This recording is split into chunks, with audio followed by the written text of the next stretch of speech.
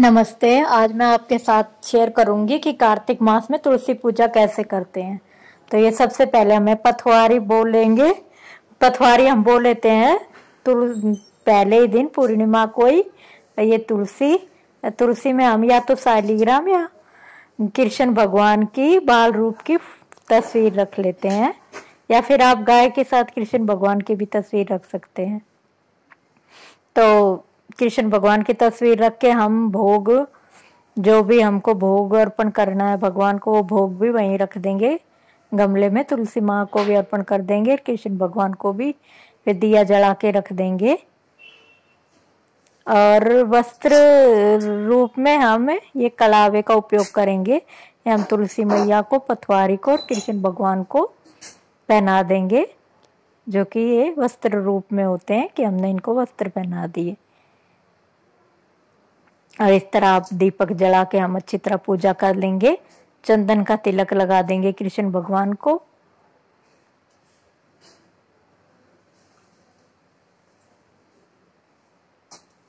और कार्तिक मातम की किताब आती है, तो उसमें एक अध्याय रोज का हमें पढ़ना पड़ता है। तो दीपक जला के हम अपना अध्याय पढ़ लेंगे। इसमें 36 अध्याय होते हैं, हमको रोज का एक अध्याय पढ़ना पड़ता है। बाद में हम तुलसी मैया की आरती करेंगे। अब हम तुलसी मैया की आरती कर रहे हैं। और आरती करने के बाद हमें तुलसी की परिक्रमा करनी पड़ती है। तुलसी माता और पथवारी की हमें परिक्रमा करनी पड़ती है। पथवारी में और तुलसी माता में जल अर्पण कर देंगे। उसके बाद हम परिक्रमा कर लेंगे। परिक्रमा करनी बहुत जरूरी होती है। आप अपने हिसाब से 21 बार, 51 बार, 101 बार, जितने भी बार आपको करनी हो उतनी बार आप कर सकते हैं। तो अब ये परिक्रमा भी हो गई है। इस तरह हमारी पूजा समाप्त हो जाएगी। अब मैं आ गई हूँ छत पे, पौधों को पानी डाल रही हूँ। आप सुबह की टाइम ही पानी डालना सही रहता है, शाम की टाइम तो बहुत छोटे दिन होते हैं, और सुबह सुबह सही हो जाता है। तो अब मैं पानी डाल रही हूँ पौधों में, सारे पौधों में पानी डालने के बाद फिर चलेंगे नीचे। तो आज मैं चिमनी की डीप क्लीनिंग कर रही हूँ। वैसे मेरी दिवाली की सफाई करते काफी दिन हो गए मुझको, तो ये चिमनी हमारी बहुत गंदी हो जाती है। तो आज मैं चिमनी की डीप क्लीनिंग कर रही हूँ। तो जिस तरह हमारी चिमनी में ये इतनी सारी ये जम जाती है डस्ट सी, अगर हम इसको पानी से साफ करेंगे तो ये बिल्कुल साफ नहीं होएगी, और हमारा पानी भी गंदा हो जाएगा और बहुत हमको देर लग जाएगी। तो आप किसी बेकार कपड़े से पहले इसको अच्छी तरह कपड़े से ही साफ करके उस कपड़े को फेंक दो। अगर आप इसको कितने भी गर्म पानी में धोना चाहोगे या कैसे भी साफ करना चाहोगे तो ये साफ नहीं होएगी, हमारा बहुत सारा टाइम वेस्ट हो जाएगा। और इस तरह जब हम कपड़े से इसको साफ कर देते हैं तो ये बहुत ही जल्दी, बहुत आसानी से साफ हो जाती है। अब इस तरह साफ करने के बाद अब हम इसको पानी से अच्छी तरह धो लेंगे। गर्म पानी और सरफ से हम इसको धो लेंगे। इसी तरह हम जो चिमनी के वो रहते हैं उनको भी हम धो लेंगे। ये देखिए, इनमें भी बहुत सारी चिकट और ऐसी जम जाती है, तो हम ऐसे बिम लगा के गर्म पानी की मदद से इनको अच्छी तरह साफ कर लेंगे, जूने से, बिम से। और हाँ, पानी जरूर गर्म लेना है, क्योंकि ठंडे पानी से ये चिकट साफ नहीं होती, इसलिए हमको थोड़ा गर्म पानी कर लेना है। और ये ब्रश है, इसमें भी हम बिम लगा के इसको ऐसे अंदर से साफ करेंगे तो ये बिल्कुल साफ हो जाएगा। जो आपकी ये ब्रश होती है पुरानी, ये हमारे बहुत यूज में आती है। आप इनको फेंका मत करो। कहीं किसी भी चीज की हमको डीप सफाई करनी हो तो इनसे हम बहुत आसानी से कर सकते हैं। तो अब मैं धीरे धीरे ये दोनों इसके फिर साफ कर दूंगी। उसके बाद आ जाती है हमारी मोटर और ये चिमनी की अंदर की ये साइड। तो इसको भी हम जूने से, बिम से अच्छी तरह साफ कर सकते हैं। वैसे तो अगर कोई चिमनी साफ करने आता है तो बहुत सारे पैसे लेके चला जाता है, पर अगर हम ऐसे महीने में एक बार भी अपनी चिमनी को साफ करते हैं तो ये गंदी नहीं होती और सालों साल चलती है। मेरी इस चिमनी को 6 साल हो गए, मैं साफ करती रहती हूँ। मैंने इसकी एक बार भी सर्विस नहीं करवाई है। मैं खुद ही इसको जैसे 15 दिन में, 1 महीने में, कभी कभी 2 महीने में, ऐसे जब भी मेरा टाइम लगता है मैं इसकी डीप क्लीनिंग कर लेती हूँ।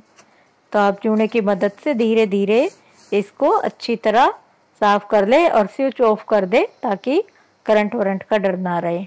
और फिर हम इसको ऐसे थोड़े गीले कपड़े से, विम से साफ करने के बाद गीले कपड़े से अच्छी तरह साफ कर लेंगे।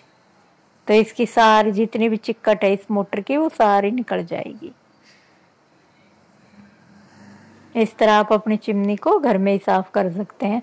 उसके बाद आ जाती है ऊपर से, तो ऊपर से भी हम इसको अच्छी तरह साफ कर लेंगे, पहले विम से और फिर गीले कपड़े से। बहुत आसानी से साफ हो जाती है। थोड़ी मेहनत तो लगती है, थोड़ा टाइम लगता है, पर हमको ऐसे डीप क्लीनिंग अपनी इन चीज़ों की कर लेनी चाहिए, फ्रिज की, चिमनी की, गीजर की, आरओ की। अगर हम इनकी डीप क्लीनिंग करते रहते हैं तो हमारी किचन साफ सुथरी दिखाई देती है। तो ये मैंने अच्छी तरह से सारी चिमनी की सफाई कर दी है।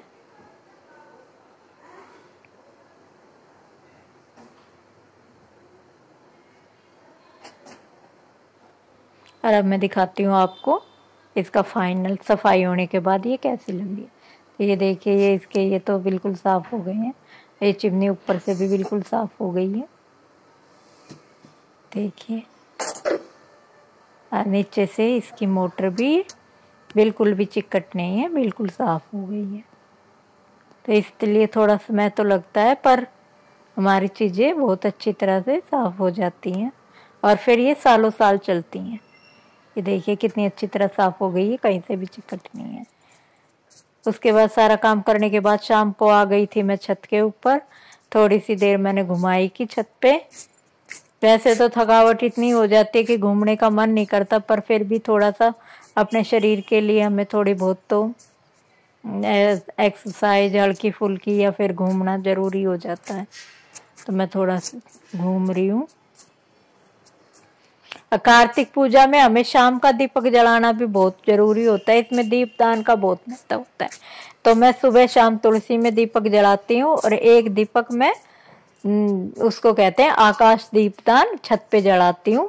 तो आपकी छत पे या फिर बाहर आंगन में जहाँ आपको खुला आसमान दिखता हो वहां पर आपको एक दिया जलाना चाहिए। ये सारे कपड़े मैंने धोए थे, अब मैं उनको उतार लूंगी। ये इस कपड़े सुबह धोए थे, ये सूख गए, अब इनको भी मैं उतार लूंगी और फिर नीचे जाऊंगी जब मैं इनको अपने साथ ले जाऊंगी। पर उससे पहले मेरे को ये दिया जलाना है। तो कार्तिक मास में दीपदान का बहुत महत्व होता है। तो मैं रोज के 3-4 दीपदान करती हूँ और जब हमारे छत पे अंधेरा हो जाए तो हमको दिया जला देना चाहिए। इसको बोलते हैं आकाश दीपदान। जहाँ भी आपको खुला आसमान दिखे वहां पर आप एक दिया जला सकते हैं। कार्तिक मास में आकाश दीपदान का बहुत महत्व होता है, बहुत शुभ माना जाता है। तो ये मैंने दिया जला दिया है छत के ऊपर ही, आसमान जहाँ दिख रहा है खुला। आप अपनी छत पे भी जला सकते हो या जहाँ पर अपने गेट के आगे भी जला सकते हो, और आपके घर में आंगन है या बालकनी है तो आप वहाँ भी जला सकते हो। बस आपको आकाश आसमान दिखना चाहिए। उसके बाद जो भी कपड़े मैंने धोए थे उन पे प्रेस कर दूंगी, क्योंकि साथ के साथ अगर हम कपड़ों को फोल्ड कर देते हैं तो हमारा काम आसान हो जाता है, वरना कपड़े सुलझाना बहुत मुश्किल काम हो जाता है। आपको वीडियो अच्छी लगी हो तो लाइक शेयर सब्सक्राइब कर देना।